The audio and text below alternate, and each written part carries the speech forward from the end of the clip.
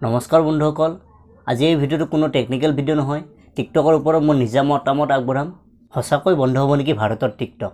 যোৱা কেইদিনমান ধৰি ইউটিউব বনাম টিকটকৰ যিখন খুন্দযুদ্ধ হৈ আছে, তাৰ ফলত টিকটকৰ ৰেটিং প্লে ষ্টৰত একেবাৰে কম হৈ গৈছে। সকলো কথা আপোনালোকক কম, ভিডিঅ'টো শেষলৈকে চাব।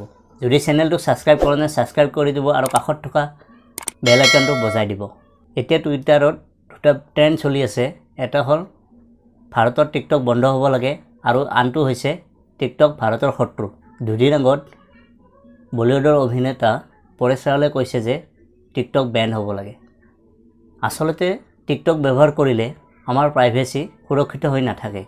টিকটক ডেভেলপাৰসকলে আমাৰ সকলোবোৰ প্ৰাইভেচি তথ্য লৈ লয়।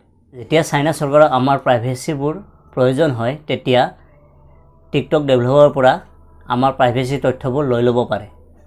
সেইবাবে আমেৰিকাত কেতিয়াবাই টিকটক বেন কৰি দিছে।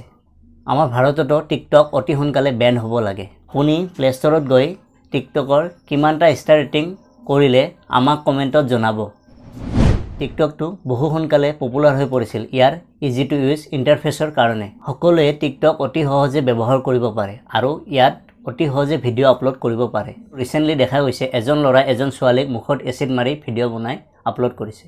ভাইৰেল হোৱাৰ কাৰণে যি টি ভিডিঅ' কৰি আপলোড কৰিব, এবাৰো ভাবি নাচায় যে আমাৰ সমাজখনত ইয়াৰ কেনেধৰণৰ প্ৰভাৱ পৰিব। টিকটকত ডিছলাইক অপশ্যন নাথাকে কাৰণে এনেধৰণৰ ভিডিঅ' অতি সোনকালে ভাইৰেল হৈ পৰে। এইটো নকওঁ যে টিকটকত এনেকুৱা ধৰণৰ ভিডিঅ'ই পোৱা যায়। ইয়াৰ মাজতে বহুতো ভাল ভাল ক্ৰিয়েটৰ আছে যিবিলাকে শিক্ষামূলক কণ্টেণ্ট বনায়, কিন্তু ইয়াত ভালতকৈ বেয়াটোহে বেছি দেখাব পাৰে। ইয়াৰ পৰা আমাৰ সমাজখনৰ ক্ষতি হয়। টিকটকত আমি নিজৰ ইচ্ছাত ভিডিঅ' চাব নোৱাৰোঁ। টিকটকে যি দেখায় আমি সেয়ে চাব পাৰোঁ। ভাল বেয়া কণ্টেণ্ট সকলোবোৰ আহে। আজিকালি সৰু ল'ৰা ছোৱালীবোৰেও টিকটক চায়।